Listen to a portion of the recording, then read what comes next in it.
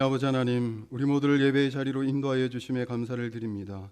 이 시간 드려지는 예배를 통하여서 그리스도의 참된 사랑이 온 가정에 가득하게 하여 주시고, 그로 인해 늘 행복하게 살아가는 우리 온 교우들의 가정이 되게 하여 주시옵소서. 예수님의 이름으로 간절히 기원하옵나이다. 아멘. 다 함께 일어나셔서 찬송가 425장 찬양하겠습니다.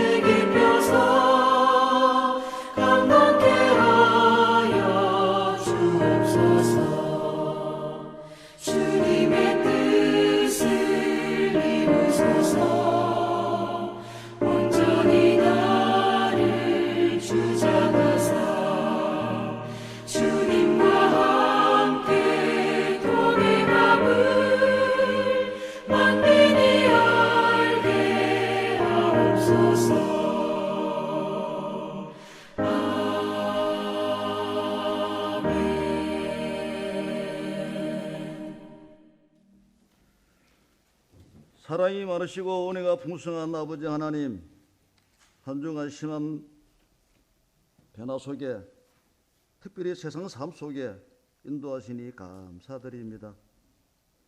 아버지 하나님, 실록의 계절 5월입니다. 삼남만상 모든 식물들이 힘차게 성장하고 있는데 우리의 삶은 병폐되어 주의 말씀대로 살지 못하고 넘어지는 삶을 살아온 저들입니다. 아버지여, 이 시간 용서해 주시옵소서. 주를 믿는 자들이 구별되지 못하고 세상과 똑같은 삶의 방식으로 살았다면 이 시간 자복하고 회개합니다. 아버지여, 용서하여 주시옵소서. 내 말을 믿으면 하나님의 영광을 보리라고 하신 올해 표처럼 말씀에 의지하고 삶을 살아가는 저들이 하는데 말과 행동이 다른 삶으로 살아온 것을 자복합니다. 주여, 용서하여 주시옵소서.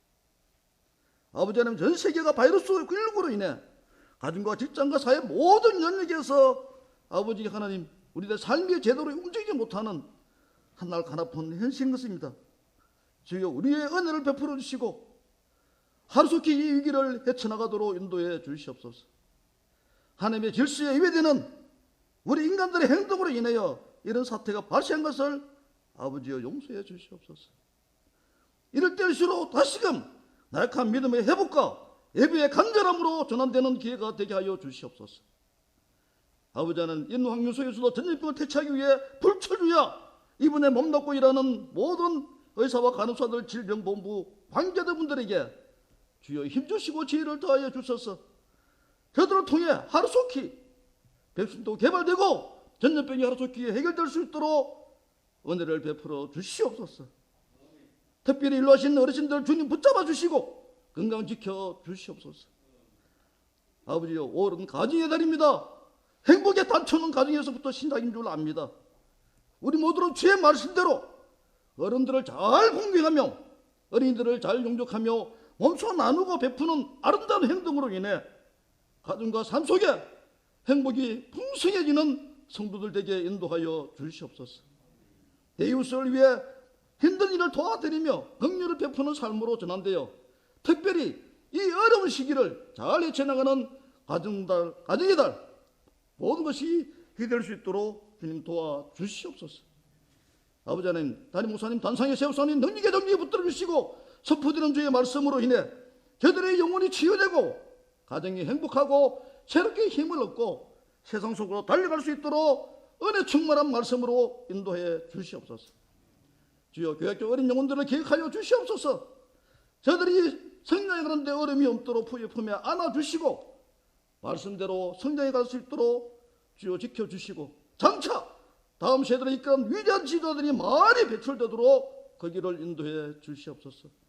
특별히 저들을 전도하는 교육자와 교사들에게 한량없는 은혜를 베풀어 주셔서 어린 영혼을 인도해 가는데 부족함이 없도록 저들의 삶도 주여 지켜주시옵소서. 아버지 하나님, 교회에 못납고 있는 모든 교육자와 성도들의 가정을 지켜주시옵소서. 기쁨과 즐거움과 행복한 가정 되게 은혜를 베풀어 주시옵소서. 주여, 노총교회와 전 세계 곳곳에 주의 나라 확장을 위해 헌신 봉사하는 선교에 몸담는 모든 심령들 그 안위를 지켜주시고 선교하는 데 어려움이 없도록 그 길을 예비해 주시옵소서. 이 예배를 위해 알게 모르게 묵묵히 헌신 봉사하는 주의 백성들 주님 기억하셔서 아버지 한량없는 은혜로 베풀어 주시옵소서. 예수님 이름으로 기도합니다.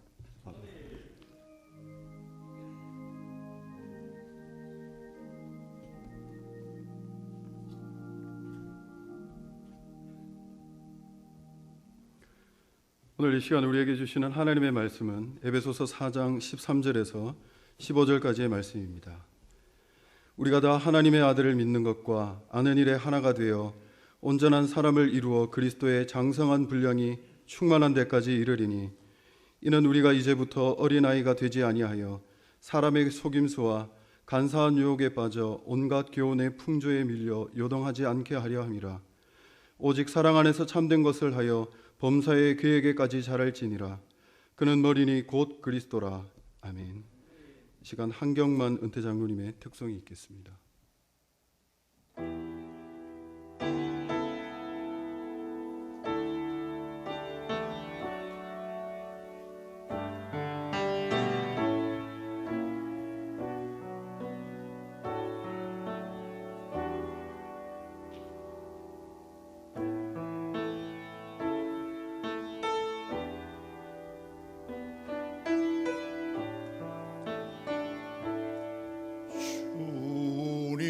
내가 여기 있사오니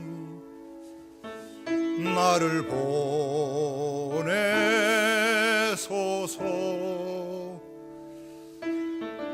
나의 몸 주께 드리오니 주 봐두옵소서.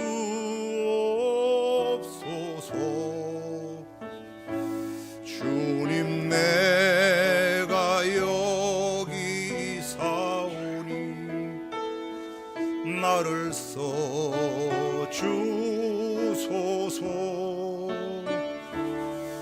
가진 것 모두 다 주께 드리오니 주 봐두옵소서.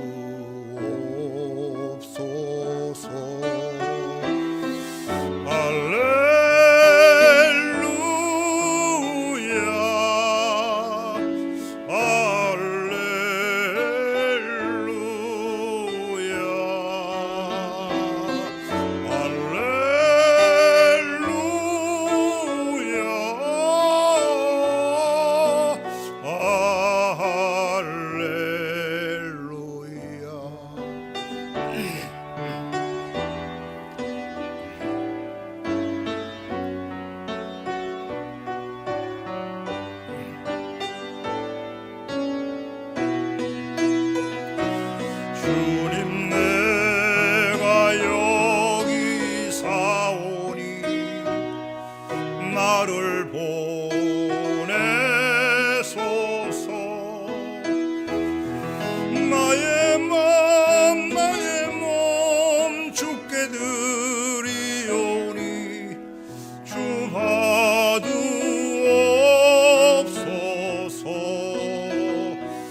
주님, 내가 여기 사오니 나를 써주소서.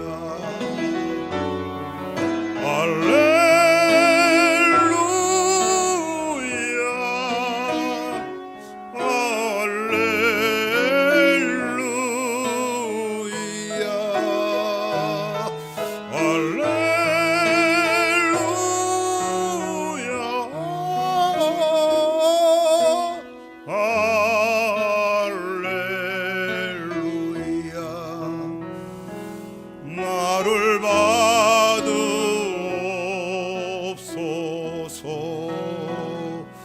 나를 받으옵소서.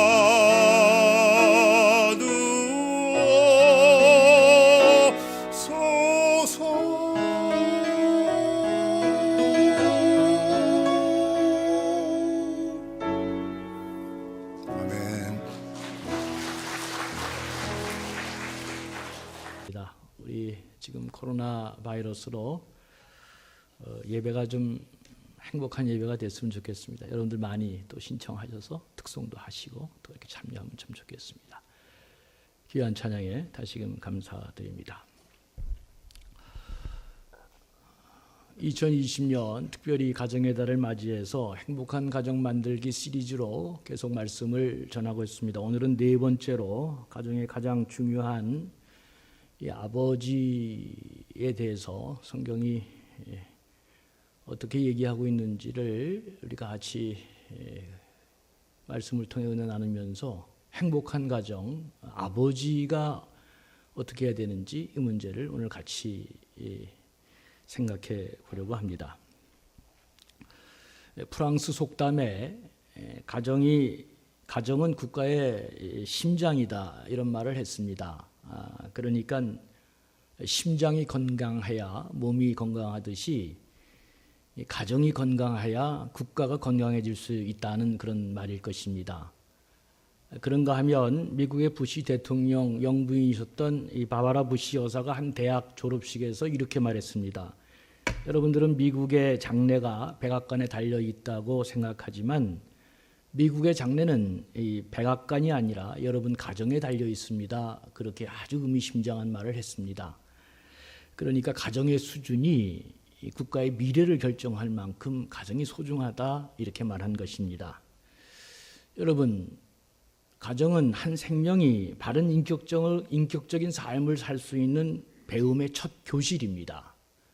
그런가 하면 함께 더불어 사는 세상에 처음으로 사회와 가정을 배우는 첫 공동체가 가정이고, 그리고 정서적, 육체적, 영적 건강을 부여하는 생명의 요람이 가정입니다.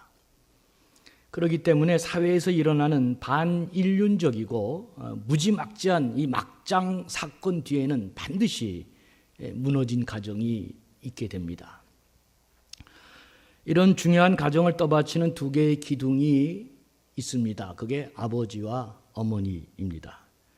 이 가정은 아버지와 어머니라고 하는 서로 다른, 특성이 서로 다른 두 개의 기둥이 건강하게 공존하고 또 조화를 이룰 때 가정에 있는 모든 구성원들은 그 세상 어디서도 받을 수 없는 소속감과 안정감, 그 자신감과 행복감, 그리고 생명적 성장을 공급받게 됩니다. 특별히 유대인들에게 있어서 이 좋은 부모는 좋은 음식과 좋은 옷을 제공하는 육적인 만족을 주는 부모보다는 조상 대대로 전수받은 이 신앙의 유산, 특별히 토라의 성경이죠. 자녀들에게 전수하는 책임 있는 부모가 이 대대손손 내려오는 신앙의 정승, 위대한 정신을 잘 물려주는 부모가 책임 있는 부모고 좋은 부모라고 그렇게 생각하고 있습니다. 왜 그럴까? 그들이 꿈꾸는 이상적인 가정은, 궁극적인 가정의 완성은 하나님이 소원할 소원을 이루어드리는 가정이 되는 것을 이들은 가정의 목표로 삼고 있기 때문에 그런 것입니다.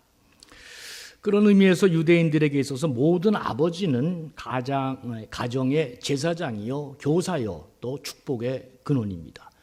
유대인들은 아버지가 직접 아내에게, 자녀들에게 축복을 선언합니다.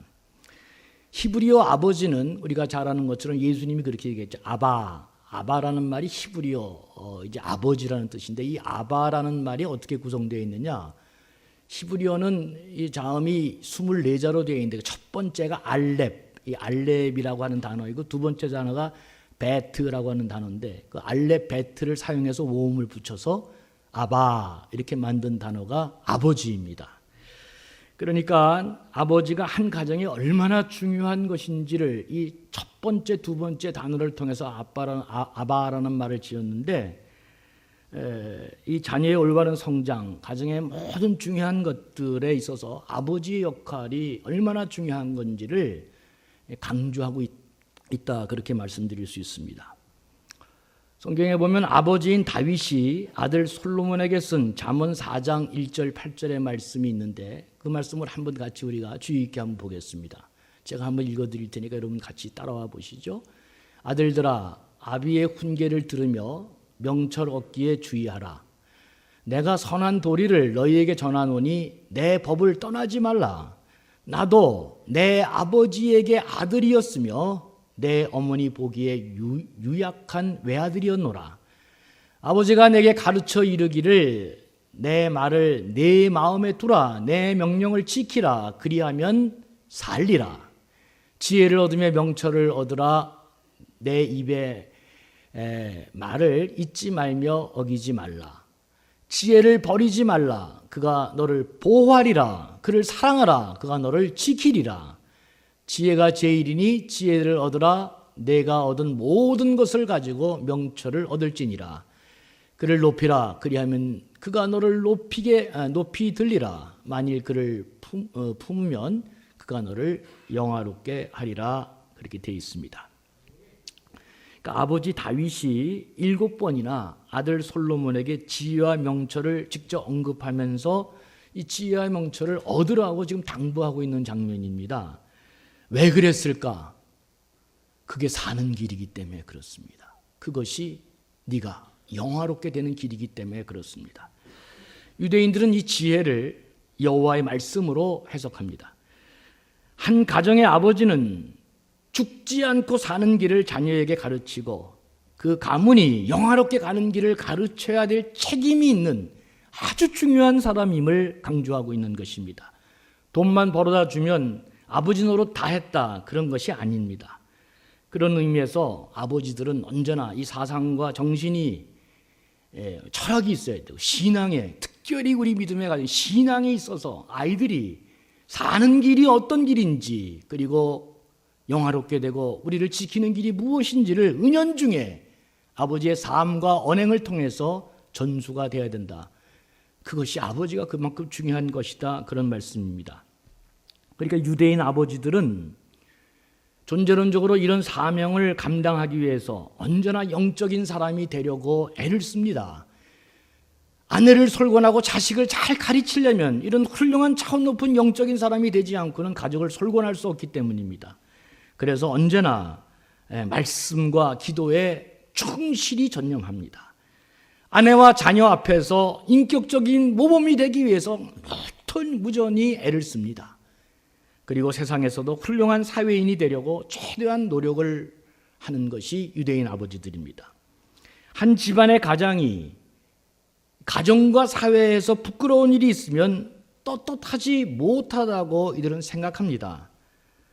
더 많은 것, 더 훌륭한 것을 지니고 있어야 가정을 지키고 그리고 가정이 영원 대대손손 살 수 있는 길을 인도한다고 믿고 있기 때문입니다. 그래서 아버지가 먼저 영적으로 또 인격적으로 변하기 시작하는데, 언제부터 변하기 시작하느냐? 아이가 태어나서 이제 이 아이를 가르쳐야 되겠다는 나이가 되면 아버지가 딱 옷깃을 여미고 먼저 노력을 하는 거예요. 자기가 먼저 영적으로 바로 쓰고 인격적으로 바로 쓰고 모든 면에서 노력하고, 그래 훌륭한 아버지가 되는 거죠. 이게 유대인들이 갖고 있는 진짜 하나님께 축복받는 아버지들이었다, 저는 그렇게 믿습니다. 그래서 유대인들 가정에서 아버지의 권위는 절대적입니다. 아내는 가정에서 철저히 아버지의 권위를 세워주고, 아내는 언제나 남편, 아버지의 권위를 세워주는 일에 앞장을 서야 됩니다. 그래서 유대인의 가정은 오늘날에도 아무런 세대 간격이 없이 3대가 서로 공감하고 소통하고 이렇게 아름답고 훌륭한 가정이 되는 이 중요한 이유는 그 핵심에 아버지가 살아있기 때문에 그렇습니다. 아버지가 살아있기 때문에 이들은 세상에 어느 나라에도 없는 3대가 그렇게 함께 공감하고 소통하며 하나 되는 이런 놀라운 가정을 이루었던 것입니다. 사랑하는 교우 여러분, 유대인 가정이 아니더라도 아버지는 이 가정의 최고의 책임자이고 버팀목입니다. 모든 외부의 공격을 차단하고 가정을 보호하는 최전방의 울타리가 바로 아버지입니다. 그렇기 때문에 가정에서 어느 누구도 이 아버지의 자리를 대신할 수 없는 것입니다. 그런 의미에서 아버지의 중요성을 아무리 강조해도 지나치지 않습니다. 저는 다른 나라에서 삶을 살아보았기 때문에 대한민국 아버지들이 자녀를 얼마나 사랑하고 자녀를 위하는 일이라면 얼마나 올인하는지를 다 제가 다른 나라 아버지들과 비교해서 제가 확인한 사람입니다. 어느 나라 아버지가 자기 자식을 사랑하지 않겠냐마는 대한민국에 있는 아버지의 자식 사랑은 진짜 이건 눈물겨워서 못 볼 정도입니다. 아주 올인합니다. 올인해. 그냥 온 생명을 겁니다. 어떤 고난과 아픔도 마다하지 않고 자식 위하는 일이라면 생명을 걸고 달려가는, 한국 사람처럼 이렇게 자식 사랑하는 아버지를 보기가 힘듭니다. 여러분, 우리 아버지 때, 저는 뭐 한 1.5세대라 그러면 수준인데, 우리 아버지 때 분들은 그들의 소원이 참 단순했습니다. 딱 한 가지밖에 없었어요. 자신들이 못 먹고 그리고 배고파하며 굶주린 시절을 생각하면서 내 가족은, 내 자식 새끼들은 절대로 이렇게 배고픈 사람으로 만들지 않겠다. 잘 먹고 잘 살게 하겠다. 이게 우리를 길러낸 아버지들의 유일한 소원이었습니다. 그들의 삶은 단순했습니다. 그래서 여기에 온 정성을 쏟았습니다. 이거 하나만 가지고, 이 하나 소원을 가지고 아버지들은 모든 걸 견디고 버텨내고 살아온 분이 바로 우리 아버지들입니다. 이런 아버지 생각하지 않고 오늘 우리 가정이 존재한다. 이거 불가능합니다. 참 대한민국의 아버지들은 굉장한 아버지들입니다. 몇 년 전에 우리나라에서 상영됐던 국제시장 보면서 많이 울었습니다. 아주 전형적인 1세대 아버지 상을 그대로 그 영화가 이렇게 만들어놓는데, 나중에 맨 마지막 영화 부분에 가면은 여러분 아시는 것처럼 이 황정민인가요? 그분이 이제 아버지 역할 하면서 맨 마지막에는 가족들이 다 뭐 이렇게 생일이 이제 와서 다 같이 이제 축하하고 막 3대가 다 울고 하는데, 거기서 이제 아버지가 왕따 당해. 자꾸 이렇게 감정 표현도 못하고 그러면서 같이 그냥 한쪽 방에서는 막 가족들이 이렇게 막 너무너무 좋아하는데 홀로 우는 아버지의 모습이 나오는데 참 감동적입니다. 우리 그 장면 한번 같이 보겠습니다.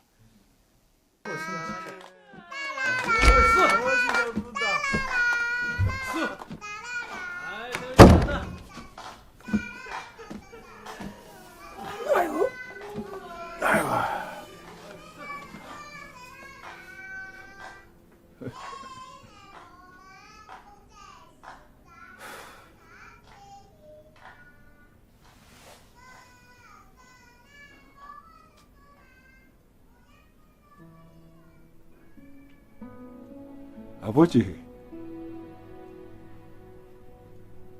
내 약속 잘 지켰지? 막수이도 찾았고, 이만하면 내 잘 살았지?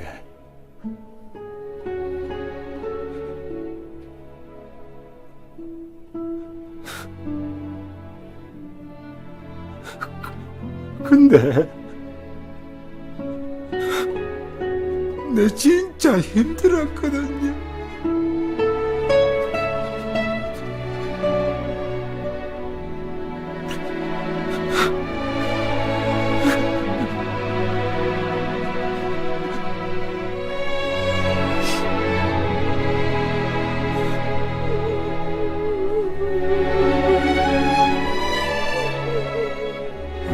말라고 독수야.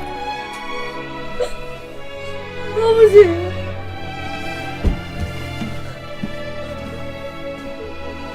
그래.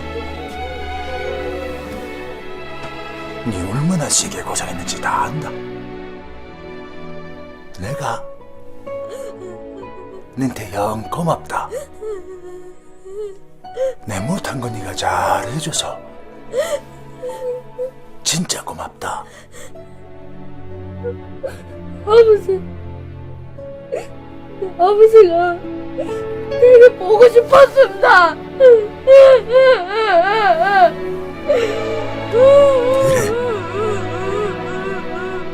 나도 네가 영 보고 싶었다.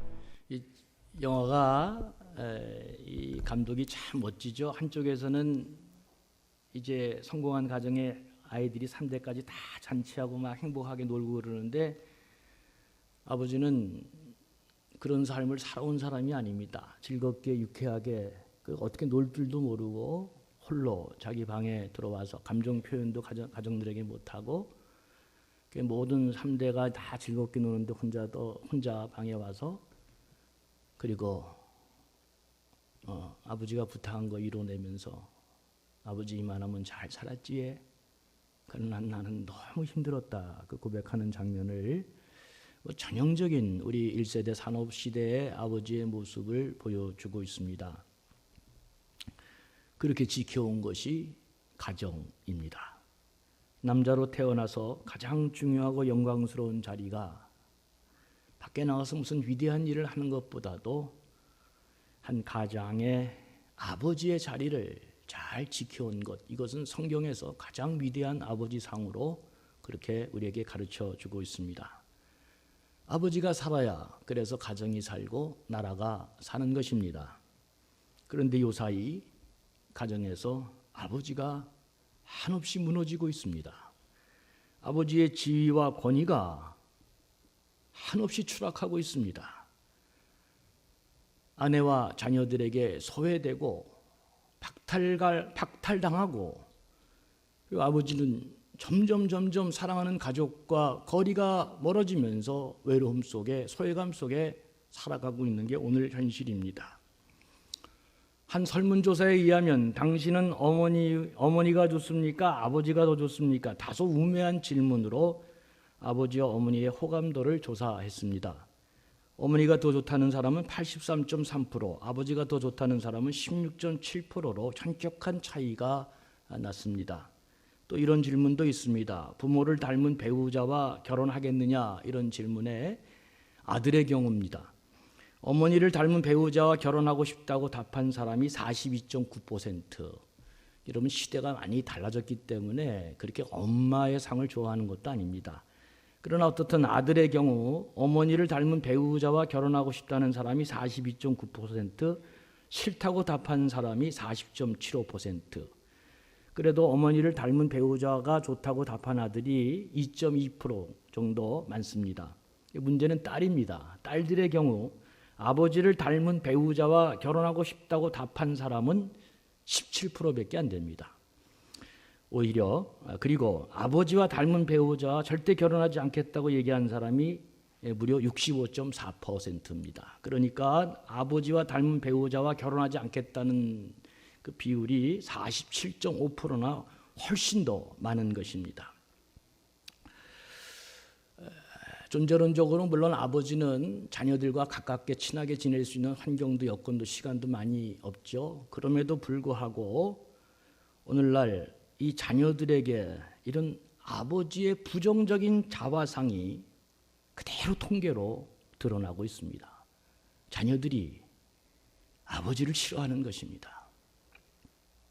그런가 하면 대한민국은 2012년부터 이미 서울에서 황혼 이혼이 신혼 이혼을 앞서고 있습니다. 이제 젊은 아이들이 결혼해서 뭐 3년 안에 이혼하는 것도 많은데 그 이혼하는 것보다 황혼 이혼이 지금 2012년도를 기점으로 해서 서울에서 훨씬 더 많아지고 그것이 점차 더 지방으로 확대되어 가고 있는 추세입니다. 인생의 가장 안전하고 아름답고 풍요로워야 할 시기에 한평생을 살아온 부부가 이제 갈등으로 더 이상 못 살겠다고 헤어지는 황혼 이혼이 우리나라의 큰 사회적인 문제로 지금 말없이 부각되고 있습니다. 이게 두 사람만의 문제가 아닙니다. 진짜 큰 문제입니다. 아내들이 이렇게 얘기합니다. 더 이상 참고 살고 싶지 않다. 참을 만큼 참았다. 애들도 다 떠났으니 나 이제 혼자 살고 싶다. 뒤치다거리 하는 거 이젠 지쳤다. 늘 쫓아다니는데 더 이상 힘들고 질려서 못하겠다. 이게 노인 부부 아내들이 하는 말들입니다. 그래서 요새는 결혼을 졸업했다. 결혼을 졸업한다는 뜻의 졸혼이라고 하는 단어가 새로운 문화로 우리 사회에 이렇게 지금 퍼져나가고 있는 것처럼 가슴 아픈 일들이 우리 가정에서 계속 일어나고 있습니다. 자녀들에게 배척당하고 사랑하는 아내마저도 지금 남편을 다 배척하고 있는 상황입니다. 여러분 나이가 들면 남자들은 직장을 은퇴합니다. 여러분 직장 은퇴하면 얼마나 남자들이 초라해지는지 이게 진짜 아침부터 나가서 하루 종일 일하고 들어오는 사람이 일 중독에 이게 일하는 사람이 직장을 은퇴하면요 남자들은 진짜 이게 보통 문제가 아닙니다. 이게 저도 지금 걱정입니다. 직장도 은퇴하고 자녀도 친구도 다 떠나고 이제 아내 하나만 남았는데 아내와 연합이 안 되면 처절한 고립과 진짜 말 그대로 비참 그 자체입니다. 세계에서 40에서 50대 남성 사망률이 1위인 나라가 세계 1위인 나라가 우리나라입니다. 그만큼 한국에 있는 가장들은 일에 미쳐서 일 중독에 살아가는 사람들이다.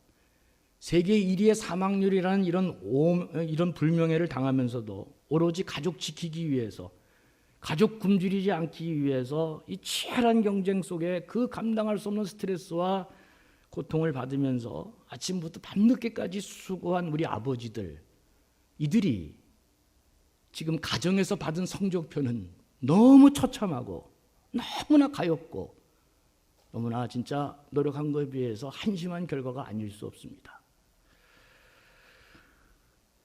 도대체 뭐가 잘못된 것일까?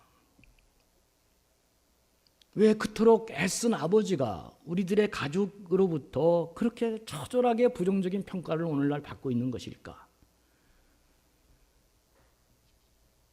이런 아버지가 없으면 우리 가정 더 행복하겠다. 이런 말도 안 되는 소리가 왜 가정마다 터져나오고 있을까? 그렇다면 행복한 가정 만들기 위해서 아버지는 이제 무엇을 깨닫고 노력해야 하는가? 가정의 달을 맞이해서 작년부터 좀 이렇게 준비를 했습니다. 많은 책도 읽고 여러 가지 다 준비했는데 이걸 뭐 오늘 한 시간의 설교에 뭐 설명하기 너무 어렵고 이 모든 복합적인 문제를 한 번에 이걸 어떻게 설명하나 하다가 제가 이 모든 문제를 푸는 핵심은 한 가지라고 제가 결론을 내렸습니다. 제 이 한 가지 안에 변화된 세상에 오늘날 우리의 모든 현실과 그리고 오늘 우리의 시대 정신이 다 담겨 있는 말이다. 남자들은 그렇게 이해해야 됩니다.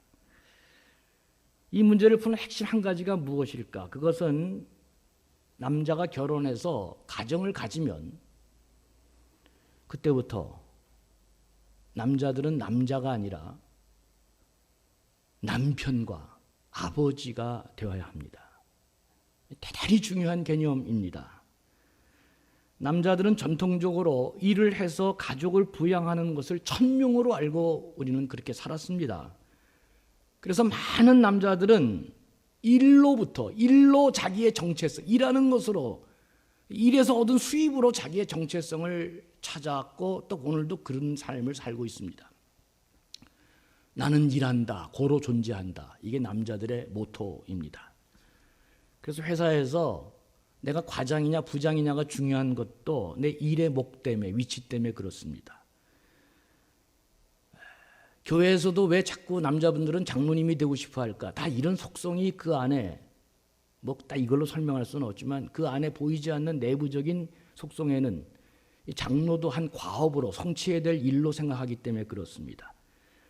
일 중심의 남자는 언제나 모든 일을 과업으로 생각하고 성취해야 되고, 그리고 모든 관계망 위에 올라가기를 열망합니다. 이게 남자입니다. 이게 남자.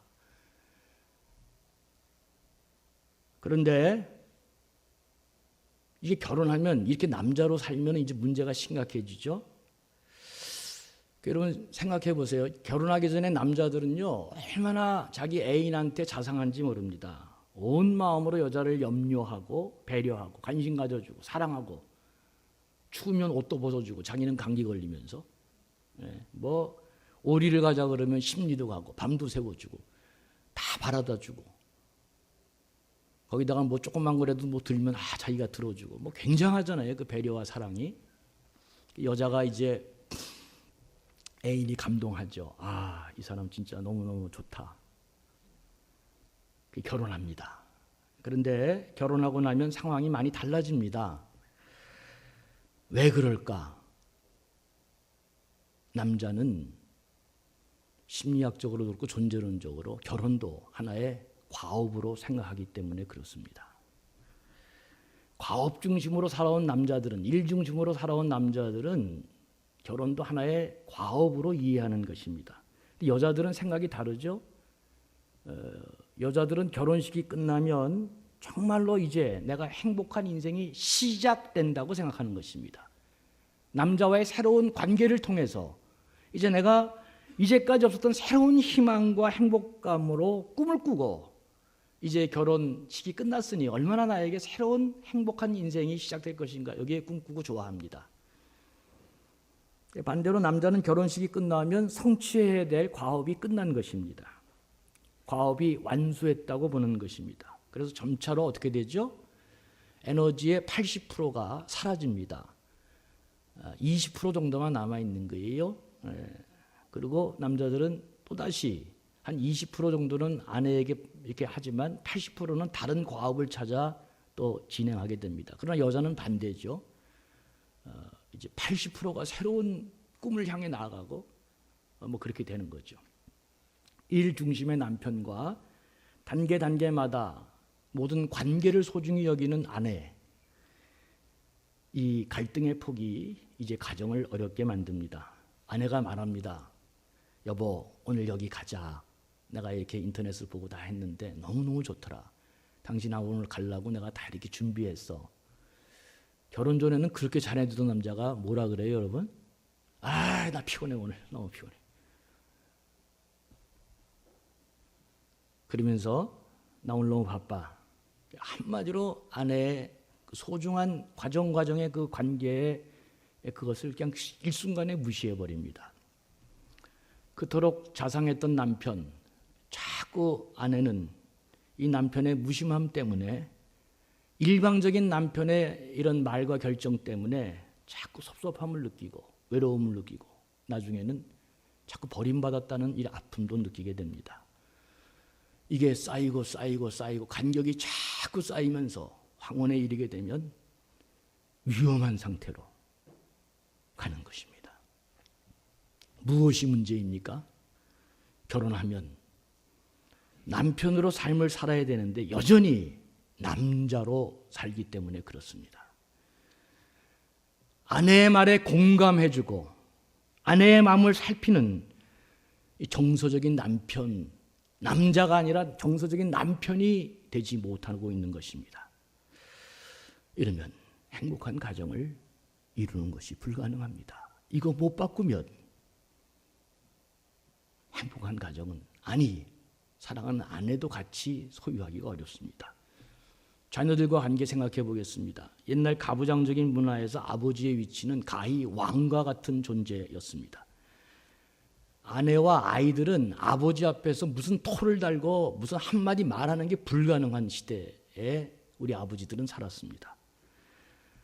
말 한마디 하면 자기 마음과 뜻에 안 맞아도 무조건 순종하고 따라야 되고, 그리고 아내와 아이들은 마치 하인과도 같은 존재로 추락합니다. 아무런 말을 할 수가 없습니다. 자녀들의 존재는 거의 무시되고, 소통이 어디 있어요? 이게 완전 소통 불통이죠. 오직 아버지의 명령과 지시만, 아버지가 하고 싶은 대로만 하는 것입니다. 자녀들이 이런 아버지를 좋아할 리가 없습니다. 게다가 일에 지친 아버지는 밖에서 스트레스 받은 거 집에 와서 다 풀어버립니다. 그 자녀들하고 어쩌다 한마디 해도 말 한마디가 전부 다 상처를 주는 말을 많이 합니다. 특별히 밖에서 힘든 일을 많이 당하고 어려운 일을 많이 당하고 속에 이게 많이 힘든 사람들이 집에 오면 약한 데 터져 나와서 특히 아내와 자식들에게 이 말 한마디 한마디가 그냥 말만 열었다면 다 상처가 됩니다. 아이가 공부 열심히 해서 60점 맞던 애가 80점 받아가고 아빠 나 80점 맞았어요. 그럼 뭐라 그래요? 너 누구 닮아서 이따위로 하냐? 이걸 하려면 제대로 해야지. 아이고 넌 매일 왜 그 모양이냐? 나오는 말마다 아이들에게 쫙 모든 게 상처입니다. 했다면 비판만 하고, 했다면 너 왜 그 모양 그따위냐 이렇게 얘기하는데, 어느 아들이 그 아버지와 대화하고 싶겠습니까? 유대인들은 밖에서 아무리 힘든 일이 있어도 들어가기 전에 차 안에서 5분 10분간의 마음을 정리를 합니다. 그 집에 들어가면 얘들아 집을 이 천국으로 만들려고 아빠가 아무리 힘들어도, 나중에 또 얘기하겠지만 교육도 다 아빠가 하죠. 하여튼 이렇게 밖에서 어떤 일이 있어도 집에 들어가기 전에 다 정리하고 집에 들어가면 행복한 가정 만들려고 아빠가 이렇게 노력하는 장면을 많이 보게 됩니다. 그런데 우리 아빠들은 이런 훈련을 배운 적이 없습니다. 또 극단적으로는 아버지로서 감당해야 될 책임과 의무 다 기피하고 모든 거 다 어머니한테, 엄마한테 넘기는 그런 가정도 있습니다. 엄마가 나가서 돈 벌어야 되고, 엄마가 나가서 살림해야 되고, 그러면서 아버지는 집에서 TV나 보고 있고 술만 먹고 이러고 있으니까 아이들이 아버지를 생각할 때마다 그냥 고통 그 자체인 것입니다. 여러분, 우리 아버지 세대는 이 감정을 절제해야 남자답다, 이런 교육을, 이런 환경적인 우리 사회가 강요하는 그런 정서를 등에 업고 자랐습니다. 어릴 때 우리 아버지들은 이런 소리 많이 들었죠. 아이가 얘기하면 사내 녀석이 뭐 이렇게 말이 많아, 입 다물어! 이게 아버지들이 한 말이었습니다. 저희 아버지도 평안도 사람인데, 나는 지금까지 우리 아버지가 하여튼 뭐 친척하고 만나도 24시간 말하는 걸 전 본 적이 없어요. 우리 아버지는 말을 안 합니다. 말을 안 해. 뭐 제가 몇 마디 하면 야, 입 다물어. 남자 새끼가 그렇게 말이 많아. 입 다물어. 이게 제가 아버지한테 들은 말입니다. 근데 반대로 우리 어머니는 아이고 태성아, 나는 네가 얘기하면 어쩜 이렇게 말을 너는 이렇게 잘하니? 너가 얘기하면 어떻게 이렇게 재밌니? 우리 어머니는 진짜 저한테 그랬어요. 내가 우리 어머니 안 만났으면 목사노릇 이만큼 했겠나 싶은 또 마음도 있습니다. 어쨌든 아버지는 그랬습니다. 아버지들은 잘할 때마다 사내 녀석이 왜 그렇게 말이 많아, 입 다물고 조용히 해라. 이게 1세대 어른들의 가치관입니다. 1세대 어른들. 그러다가 힘들어서 울면 이 사내 녀석이 말이야, 눈물 보이기, 이게 그냥, 그러니까 이게 돌아오는 게 그런 것밖에 없는 거예요. 그러니까 아버지 세대는 감정 표현을 하는 것을 배우지 못했습니다. 아까 황정민이도 그거 나오잖아요. 가족들이 다 웃고 즐거울 때 그 감정을, 자기를 어떻게 해야 될지를 배운 적이 없어요. 못합니다. 그래서 아버지가 혹시라도 자식들에게, 아내에게 사랑한다는 말을 할 때 이게 표현이 안 되니까, 사랑한다는 말 자체가 또 이게 상처가 돼가지고 이걸 잘 못하니까 그게 그냥 자식들의 마음을 다 휘갈고 놓고, 아내의 마음을 휘갈고 놓고 사랑하는데 이걸 잘 표현하는 걸 모르는 거예요. 그냥 그래서 또 자식들의 마음을 다 긁어놓고 온 집안을 다 뒤집어 놓습니다. 여러분, 이 모든 것들이 아내로부터 자녀들로부터 부정적인 아버지를 각인하게 되는 중요한 원인 가운데 하나입니다. 저는 오늘 이런 아버지를 우리가 사랑하고 이해하고 도와줘야 된다 이런 말을 하려는 게 아닙니다. 오늘은 아버지들에게 관해서 행복한 가정 만들려면 그렇게 힘들고 애쓰고 노력했는데 우리가 어떻게 해야 될 것인가를 얘기하려고 그러는 것입니다. 사랑하는 남자 여러분, 밖에서 남자로 성공하는 것도 중요하지만 이제는 가정에서 남편으로 아버지로 성공하는 것이 무엇보다도 중요한 시대가 됐습니다. 세상이 달라졌습니다. 그 성공은 아내와 공감하는 남편이 되어야 되고 자식하고는 소통하는 아버지가 되어야 합니다. 돈 많이 벌어왔으니까 내 마음대로 하고 내 마음대로 소리치고 내 마음대로 가족 이끄는 시대, 여러분 이제 그런 시대가 아닙니다. 여자들이 미국에서 결혼 잘 안 합니다. 경제적으로 독립했기 때문에 남자 알기를 우습게 합니다. 별 볼 일 없는 남자와 결혼해서 평생 그렇게 안 합니다. 이제는 밥 먹는 문제가 다 해결된 세대에 살고 있기 때문에 돈 벌어왔다고 내 맘대로 하고 소리치고 마음대로, 이런 시대가 진짜 아닙니다. 이러면 그 고생하고도 이제는 소외되고 낙오되는 아버지가 됩니다. 나는 지금도 엄마들이 훌륭합니다. 힘들어서 엄마가 밖에 나가서 일도 하고 맞벌이 부부를 할 때 여러분, 엄마들은, 부인들은 얼마나 훌륭하냐면요, 집에 딱 돌아오면은 일 중심이 아니고 관계 중심이 돼서 바로 엄마가 되고 자애로운 엄마가 되고 바로 남편을 섬기는 아내가 됩니다. 그 힘든 일, 그 어려운 일 다 하고 들어와서도 아이를 돌보는 자애로운 엄마가 돼서 예 괜찮니 뭐 이러고 하고 남편을 여자는 문제가 없습니다. 여자는 문제가 없어요. 남편이 이게 안 되는 게, 남자가 집에 들어오면 남편이 돼야 되고 자애로운 아버지가 돼야 되는데 이게 안 되는 것입니다. 사랑하는 남자들이요, 공감하는 남편이 돼야 되고 그리고 소통하는 아버지가 돼야 됩니다. 이 공감과 소통, 이 귀중한 두 단어는 반드시 나 중심이 아니라 먼저 상대방을 배려하는 마음이 담겨 있어야 이 정신이 해결되어집니다. 남자 마음대로 사는 시대가 이제 아닙니다, 여러분. 한국에서 목회하던 목사님들이 미국 가면 1년 안에 다 깨지는 이유가 뭐냐? 자기 마음대로 하기 때문에 그렇습니다. 미국에서는 아예 그런 조치가 불가능합니다. 모든 게 합리적이고 이해가 되고 신앙적이고 인격적이 돼야지. 이게 지위가 높다고 함부로, 여러분 지금 모든 회사의 CEO들이 사람 함부로 무시하고 돈 좀 갖고 있다고 사람 무시하고 함부로 대하고 막 욕하고 이래서 가장 그 회사에서 낮은 수익들 관리하시는 분들에 의해서 CEO가 다 목 나갑니다. 지금 세상이 지금 어떤 세상인데 그렇게 합니까? 아버지가 돈 벌어줬다고 마음대로 하는 시대는 이제는 끝났습니다. 이제는 집에 와서는 반드시 상대방을 배려하는, 아내의 정서적인 면을 공감하고 사랑하는 자녀들의 소통하는 참된 아버지가 되어야 합니다. 오늘 본문은 예수 믿고 구원받아 하나님의 자녀가 된 사람들이 매일 자녀답게 힘써야 하는데 어느 정도까지 힘써야 되느냐? 그리스도의 장성한 분량까지 돼야 된다. 13절을 한번 다시 보겠습니다. 우리가 다 하나님의 아들들을 믿는 것과 아는 일에 하나가 되어 온전한 사람을 이루어 그리스도의 장성한 분량에 충만한 데까지 이루리라.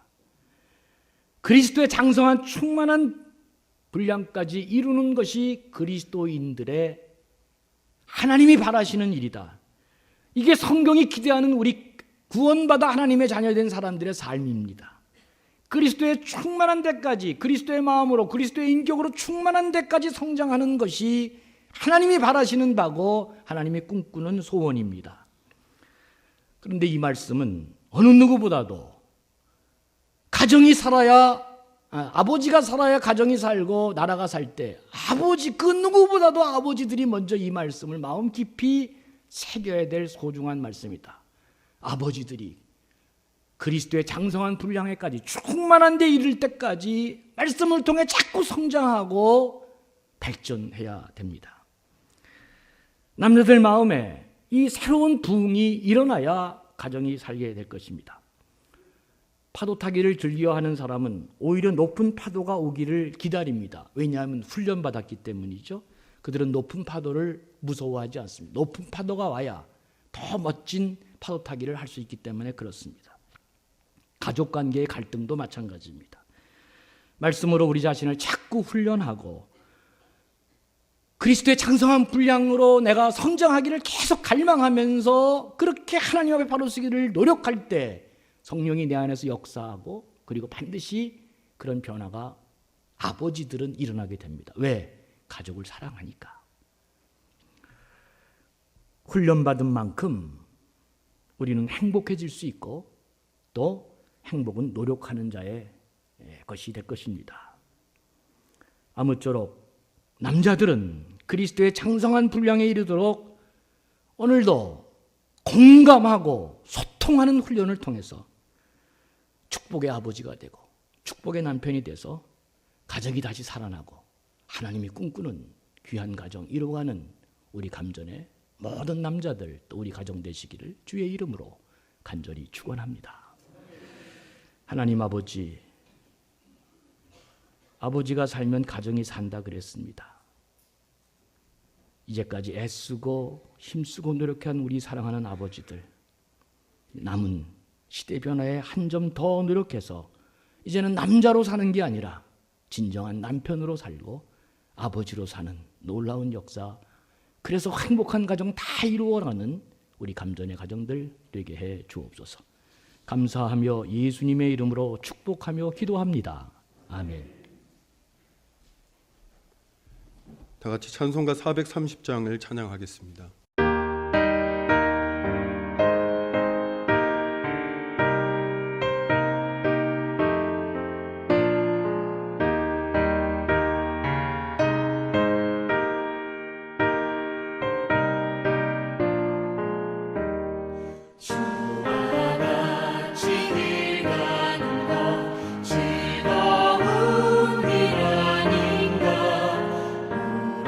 주님 걸어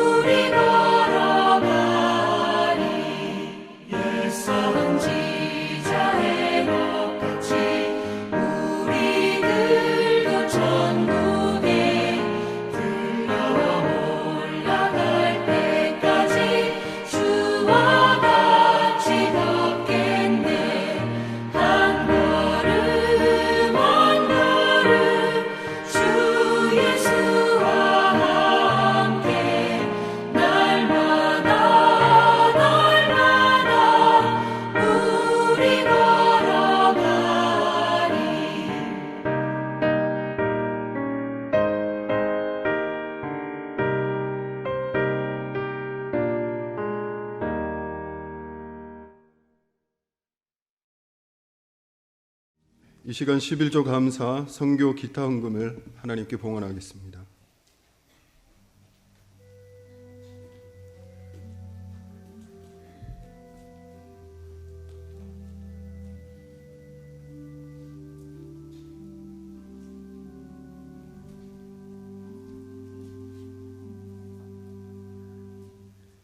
주님, 오늘도 저희들이 예배당에 나와 이렇게 예배 드립니다. 처지와 형편과 여건과 상황을 다 아시는 아버지 하나님, 이 예물에 이들의 하나님 사랑하는 소중한 신앙과 믿음과 고백이 담겨 있습니다. 어려운 가운데 분투하고 있사오니 지키시고 보호하시고 살 길을 열어주시고 사랑하는 감전의 모든 가정들마다 헐벗고 굶주리는 일이 없도록, 위기에 낭망하고 좌절하는 일이 없도록 하나님께서 선히 인도해 주시고 복을 내려 주옵소서. 특별히 부족하고 열악한 환경 가운데 있다 할지라도 하늘로부터 내려주시는 은혜와 평강이 이들의 삶과 마음에 역사하게 하시고, 특별히 어떤 상황과 여건 가운데도 행복하고 복된 가정 만들어가는 일에 애쓰고 땀 흘려서 하나님이 원하시는 귀한 가정 이루어가는 아름다운 백성들 되게 해 주옵소서. 감사하며 예수님의 이름으로 축복하며 기도합니다. 아멘. 네, 잠시 광고 드리겠습니다. 이제 여러분 코로나 바이러스는 감기나 독감처럼 이제 우리 삶에 달고 살아야 되는 그런 상황이 됐습니다. 이게 이제 백신이 나올 때까지는 계속 이런 방역 체계를 조심하고 준수하면서 여러분들 이렇게 코로나 바이러스 시대를 이제 살아가는 사람으로 변화되기를 바랍니다. 모든 것들이 코로나 바이러스로 다 잠식하지만 이렇게 자꾸 거리두기를 하면 우리의 마음도 신앙도 하나님과 자꾸 거리두기가 될까봐 심히 두렵습니다. 이제는 코로나 바이러스에서 극복되어져서 우리 신앙의 삶은 평상시와 동일하게 그냥 진행이 되겠습니다. 직장 생활이나 여러 가지 여건에 따라 교회도 못 나오시는 분도 있지만 하여튼 상황 형편에 따라서 교회는 모든 예배가 이제 정상대로 운영된다는 것을 여러분 기억하시고, 그렇게 신앙생활에 코로나 바이러스에 관계없이 가야 될 삶의 길을 잘 가시는 분들이 됐으면 좋겠습니다. 수요 예배가 지난 주일날 열렸습니다. 한 56명 왔습니다. 보통보다 한 70% 정도 왔다, 60, 70% 왔다 이렇게 생각이 들어집니다. 수요 예배도 열려 있습니다. 답답하시고 고갈되시고 마음이 우울하시고 너무 힘드신 분들 수요 예배 나오셔서 또 은혜 받으시면 됩니다. 내일부터 우리 새벽 예배가 또 이제 정상적으로 오픈이 됩니다. 예배당 출입을 4시 30분부터 시작하겠습니다. 그래서 새벽 예배도 꼭 마스크 착용하시고 안전거리 두시면서 나눠진 소독 이 물티슈로 닦고 앉으시면 되겠습니다. 예, 정상적으로 모든 예배가 진행되니까 필요하신 분들 나오셔서 또 말씀으로 은혜 받고 힘얻기를 바랍니다. 다음 주에는 당회가 있겠습니다. 우리 장로님들 기억하시고, 그리고 대한가정법률상담소도 6월 1일부터 그렇게 재개되겠습니다. 여러분들 다 참고해 주시기 바랍니다. 2부, 3부 예배에 많은 인원이 자꾸 나오셔서 이제 우리가 정상적으로 130, 원래 5석까지인데 130석으로만 제한하고 있는데 이게 좀 힘들 것 같습니다. 그래서 사상구청도 또 우리에게 공문을 보냈는데 거리두기 앉기는 가능하면 2m를 유지해 주되 최소한 1m 이상을 지켜달라는 게 국가 정책입니다. 그래서 여러분 계속 인원이 많아지면 우리 거리두기 앉기를 1m로 조금 바꾸려고 그럽니다. 1m로 앉으면 어떻게 되느냐? 지금 1명, 2명, 1명, 2명 앉는 게 2명, 3명 이렇게 바뀌게 됩니다. 딱 그게 1m입니다. 그런데 오늘은 아버지 설교 때문에 조금 길어졌지만 가능하면 40분에서 45분에 모든 예배를 다 마치려고 합니다. 그리고 찬송가는 여러분들이 2곡 마스크 낀 상태로 부르기 때문에 대한민국에서 가장 지금 이런 공간에 모여서 예배드리고 이렇게 할 때 가장 안전한 공간이 예배드리는 공간입니다. 가능하면 45분 정로 전후해서 예배를 다 마치려고, 환기 다 시키려고 그러고, 우리는 지금 굉장히 안전하게 예배 드리고 있습니다. 더 많은 인원이 계속 증가되어지면 계속 지금 매주마다 더 많아지고 있습니다. 이렇게 되면 거리두기 앉기를 1m로 국가가 원하는 최소한의 1m 정도로 그렇게 자리를 조정하면서 그렇게 드려도 아무 문제가 없습니다. 방역에 최선을 다하고 있으니까 염려하지 마시고 더 많아지면은 그렇게 거리두기 앉기를 조금 조정해서 앉겠다 하는 거 여러분들이 참고해 주시면 고맙겠습니다. 오늘 이렇게 다시 뵙게 돼서 너무 반갑습니다. 다 같이 일어나셔서 이제 마지막 1장 찬송을 함께 부르겠습니다.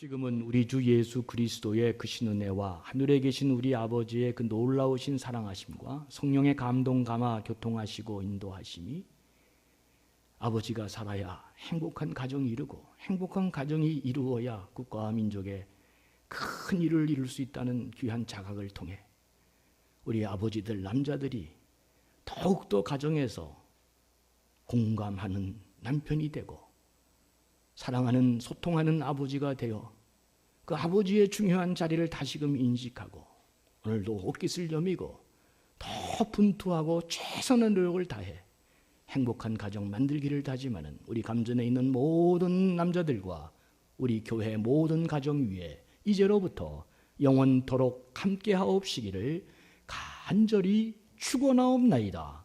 아멘.